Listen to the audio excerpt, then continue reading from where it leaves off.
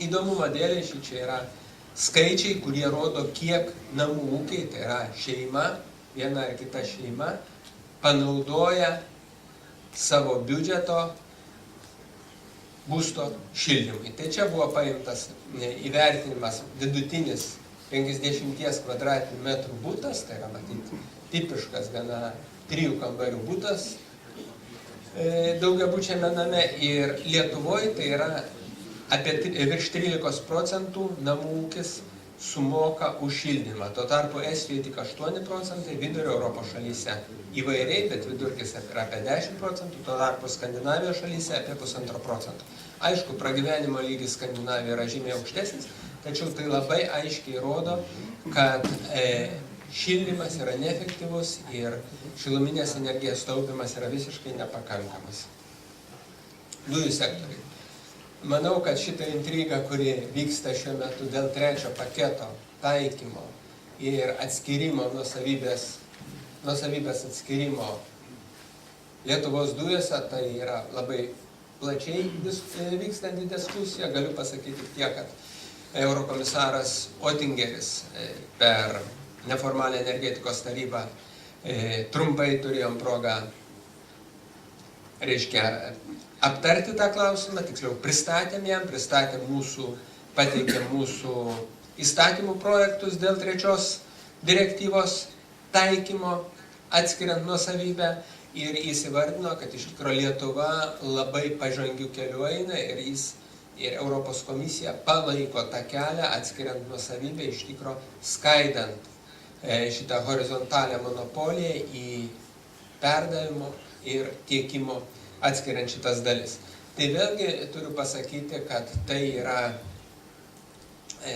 yra ta pozicija, kuri iš tikro visiškai neturi jokio pagrindo kalbos apie nacionalizavimą, iš tikro tai visiškai nėra kalbos apie nacionalizavimą, nėra kalbos apie investuotojų interesų pažeidimą, tai yra paprasčiausiai įgyvendinama 3 paketas ir įsigyvendinamas tokiu būdu, kad nepažeistų investuotojų teisių, tačiau keistų esamą situaciją, keistų situaciją su egzistuojančia horizontalia, natūralia monopolija. Tai be abejo, kitus projektus aš jau trumpai esu paminėjęs, kadangi laiko nėra tiek daug, pereisiu toliau.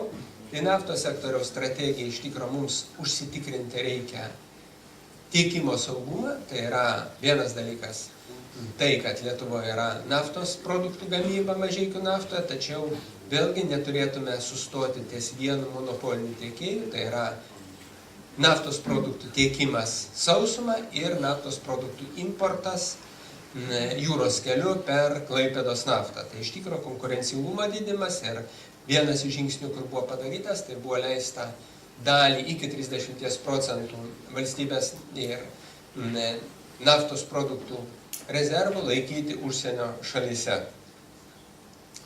Na ir atsinaujinančių energijos išteklių strategija. Kaip minėjau, mūsų perspektyva energetinė remiasi 2 pagrindiniam nuostatom, tai yra vystyti atsinaujinančius ir atominę ir atsinaujinančius. Tai iš tikrųjų Lietuvos didžioji investicija, valstybės investicija yra į Kruonio hidroakumuliacinę elektrinę, tai yra apie 400 milijonų litų 5 agregato statybai, kad iš tikrųjų galėtume balansuoti vėjo energiją, tai yra labai didelė investicija. Ir iš tikrųjų tai yra labai svarbi. Tai iš tikrųjų mes planuojam 20 metais pasiekti apie 20% elektros gamybos iš atsinaujinančių, daugiausia iš vėjo ir biomasės. Na ir toliau be abejo šildymas, tai yra iki 60% centriniam šildymui sunaudotos energijos iš biomasės. Yra labai svarbi 3 sritis, tai yra transportas, tai 10% kuro, kad būtų pasiekta iš biodegalų. Na, turiu pasakyti, kad panašu, kad vystosi elektromobilių plėtra Europoje. Žiūrėsim, kiek jie peržengs tą kritinę ribą, kai elektromobiliai iš tikro bus ne naujovė technologinė, iš tikro pakankamai patikima susisiekimo priemonė, kai kurios šalys eina tuo keliu, tarkim. Izraelis planuoja pilnai pereiti savo laiku prie elektromobilių savo teritorijų, nedidelį teritorijų, tai Lietuvoje ta galimybė irgi būtų, bet iš tikrųjų įsitikinus, kad tuo elektromobiliu bus galima nuvažiuoti toliau, ne tik tai nuo Vilniaus į Palangą, bet bus galima išvažiuoti ir kitur. Efektyvumo didinimas. Tai kaip aš minėjau, bendro vidaus produkto vienetui pagaminti Lietuvoje žymiai daugiau suvartojama energijos, maždaug 2,5 kartų daugiau negu vidutiniškai Europos Sąjungoje. Tai didinant po 1,5% mes iš tikro ženkliai padidinsime galutinio energijos suvartojimo efektyvumą. Ir be abejo, didžiausias potencialas, didžiausios galimybės tai yra gyvenamasis sektorius.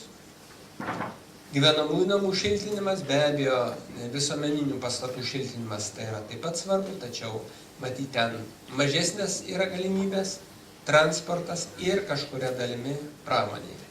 Na ir galiausiai aplinkos apsaugos šiltnamio efektą sukeliančių dujų taršos mažinimo strategija, tai iš tikrųjų mes turime mažinti. Visagino atominės elektrinės statyba tai yra pagrindinė priemonė, didelė investicija ir iš tikrųjų leistų labai ženkliai sumažinti šitą šiltnamio dujų išmetimą ir mes turime įgyvendinti tas tarptautinės konvencijas. Tai šičia yra sudėliota pagal energetinius resursus, kaip strategijoje mes matome energetikos vystymąsi ir mes matome, kad nuo šių metų, nuo 10 metų, nuo 2600 tūkstančių naftos ekvivalentų 50 metais Lietuvoje būtų sunaudodama tarp 3 ir 4 tūkstančių tonų naftos ekvivalento ir matome pasidalinimą tarp elektros, šilumos, gamtinių dujų ir kitų išteklių. Tai matome, kad einant į 50 metus elektra taptų vos ne pagrindinių energijos šaltinių, pačių lanksčiausių šaltinių ir taip pat labai trumpai tai, kad mes matome labai ženklų sumažėjimą dujų suvartojimą. Iš tikro tai yra taršus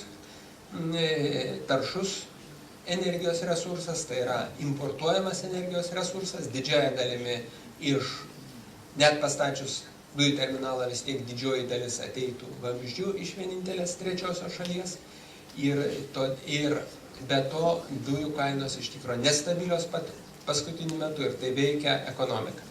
Tai tiek matyt būtų bendrai. Ir galiausiai norėčiau apibendrinti, kad tai, ką aš sakiau pradžioje, kad kasmet tikslas yra sutaupyti nuo 3 iki 4 milijardų litų, kad didžioji dalis liktų Lietuvos ekonomikoje. Šios lėšos sudaro pakankamai ženklę dalį nuo 3 iki 4% bendro vidaus produkto. Tai užtikrintų patikimą energijos resursą Lietuvai ir namų ūkiui kiekvienai šeimai tai sumažintų kasmetinės išlaidas maždaug 500 litų.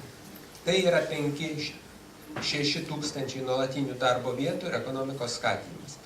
Tai iš tikro tie 3-4 milijardai litų per 10 metų sudarytų tą sumą, kurios reikia investicijoms tiems projektams įgyvendinti. Tai be abejo, po pirmo dešimtmečio tie pinigai jau būtų taupomi, jie liktų Lietuvos ekonomikoje. Iš tikro, ekonomikoje visada vyksta konkurencija dėl rinkos, dėl užsakymų, dėl lėšų, dėl pinigų srautų.